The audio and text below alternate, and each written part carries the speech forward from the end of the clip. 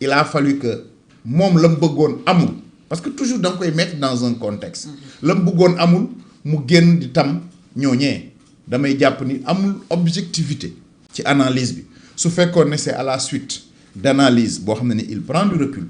ils ont constaté des manquements ñu jàpp la mettre dans le sac des magistrats à ce moment-là ces propos seraient les bienvenus mais parce que demander nga rabat d'arrêt nit ñi am nga le contraire de cela nga tam nit ñi ça aussi c'est pas bien et c'est pas responsable d'un premier ministre quel que soit son nom. Oui ñu ñëw ci dossier Farba Ngom député la à l'Assemblée nationale ñi ngi ko doon toppee mbir yu bari moom ak Tahirou Sarr escroquerie sur les deniers publics association de malfaiteurs blanchiment de capitaux ak yeneen keroog ñu may leen bàyyib négandiku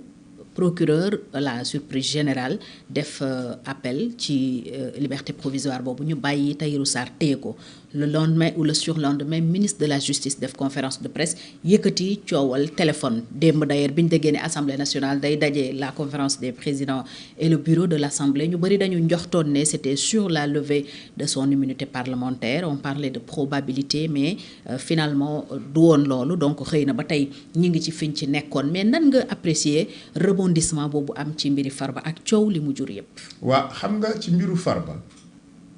c'est là où je comprends pas moi le procureur xam nga Farba dañu dafa feebar ay docteur am wax ko justice ne doyunu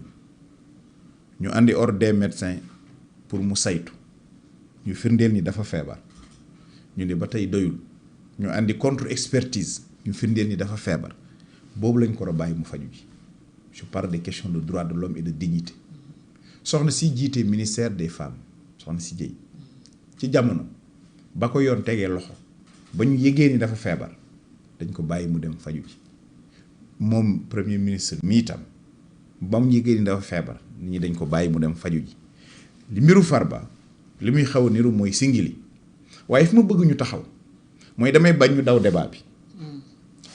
ñoom dañu génn ni Farba Ngom dañ koo jiin ci problème mu 124 milliards wala 125 milliards fi ñu mujjee mooy ci Sénégalais bi ñuy seetaan ñaari téléphone Farba la ñu ministre bi woon waxuñu ay téléphone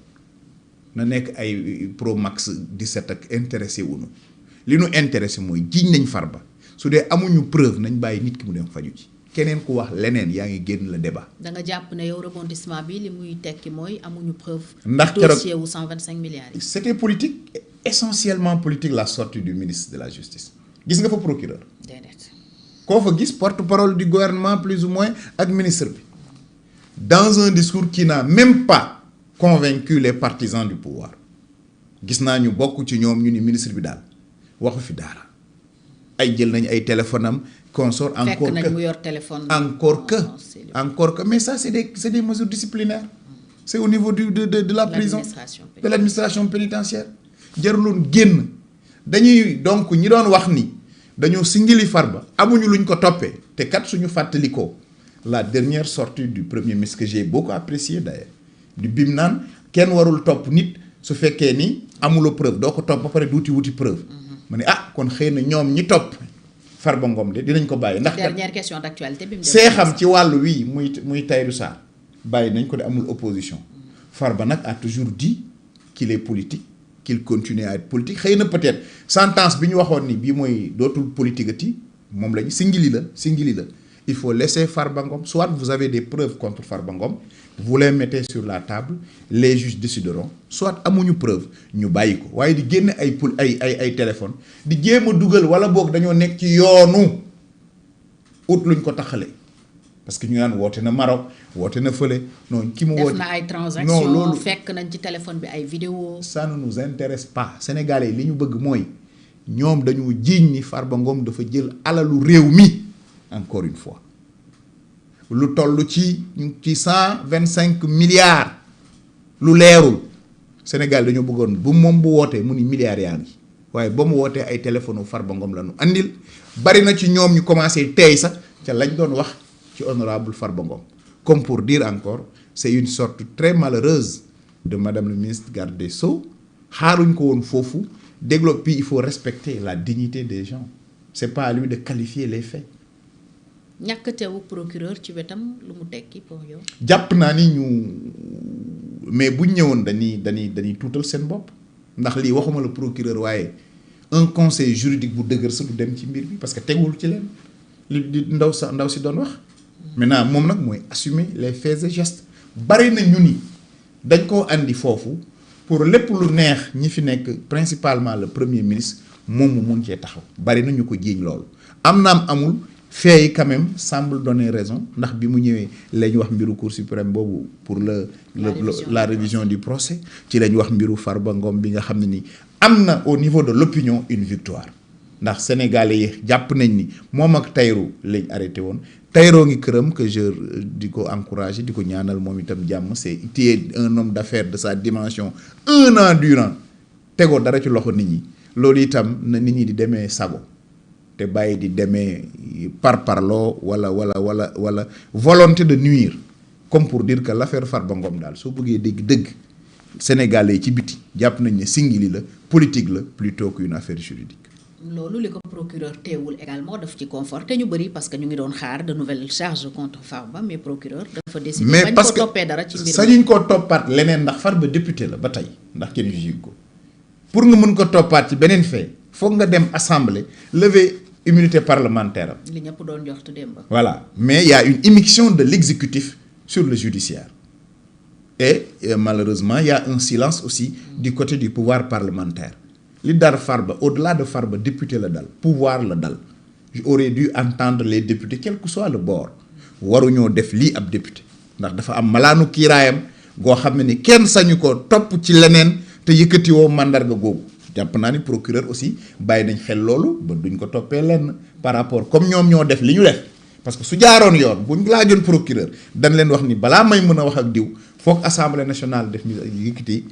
malaanu kiiraay mu mën a ñëw mais daal pour te dire que ni y a beaucoup de cacophonie y a beaucoup de tâtonnement y a beaucoup d'errements ci ni nga xam ne ni ñu ngi koy doxalee ci dossier Farba Ngom bi. dossier Farba ak yeneen yëpp c'est dans le cadre de la reddition des comptes bi nga xam ne ñoom bi ñu yegsee moom la njëkk a songu ne c'est une demande sociale ndax Ousmane Sonko aussi li mu gënoon di wax ci bi mu nekkee ci opposition bi mooy ñu ngi sàcc alalu réew mi tey ni reddition des comptes bi demee jur na frustration bu bëri. ñoom ci seeni raw ndax ñu bëri comprendre ñu liberté provisoire à tout va yi ñoom Mansour Faye ñoom ñu bëri ñu jàppoon ne daal ñoom bu ñëwee ci kaso bi la ñuy dee qu'est-ce que cela signifie tey ñu leen di bàyyi ñooñu ñu tuumaaloon tuuma yu rëy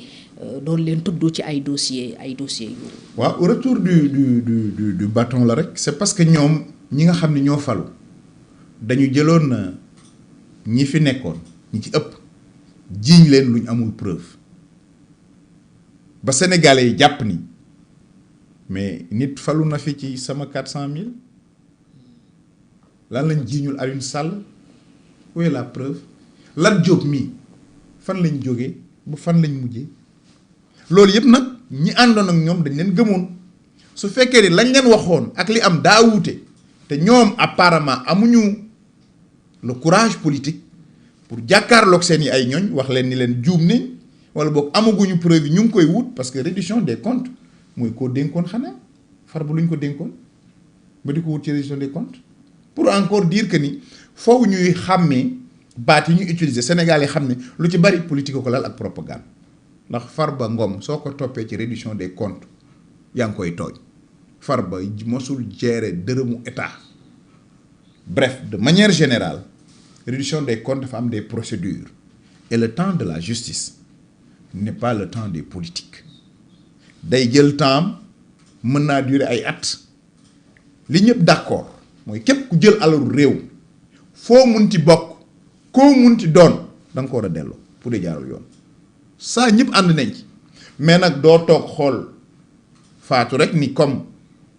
dëkk bi moo koy gañe naa ko woolu mu ñëw boo seetloo ñu bari ñu woo maire lañ walla ñu am daraja lañ seen gox yaakaar ni bu ñu leen jëlee jiiñ leen taqal seeni der dina créer benn désaffection ci population yi c'est le contraire Mansour Faye su nekkoon libre maa ngi koy nuyu au passage mon grand frère bu nekkoon libre Ndar tey kilo libre la fa ndax toog na ci réew mi justice woo na ko wuy ji na téye nañ ko ba mu demee mu def contestation sérieuse ci wàllu mbir mi bàyyi nañ ko bàyyi ndëgëniku te jàpp naa ni buñ ci demee xuusee ci li ma xam man gisuma fenn foo xam ni mën nañ am preuve bu ko épingler ba keroog ma gis le contraire képp kuñ fi jàpp laa andi preuve yi je serai du côté de la justice et de mon pays mais li ma dul nangu mooy pour des questions d'adversité politique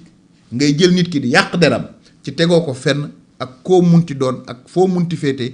nekkoo ci dëgg te kenn waru ci ànd ak yow looloo tax ñoom ñu am problème yu mag ak seeni ay ñoñ parce que bari na lu ñu diggee woon waxuñ foon loi d'amnistie bu ñëwee dañ koy dindi. abrogation. déggatoo ñu wax ci génn nañ ci ba set waxuñu woon fii nii dañuy criminaliser homosexualité bu déggatoo ñu génn nañ ci ba set y avait des décisions très fortes damay wax ak ñi ma nekkal ma ni est-ce que duñu àgg Sénégal ba ñuy criminaliser promesse électorale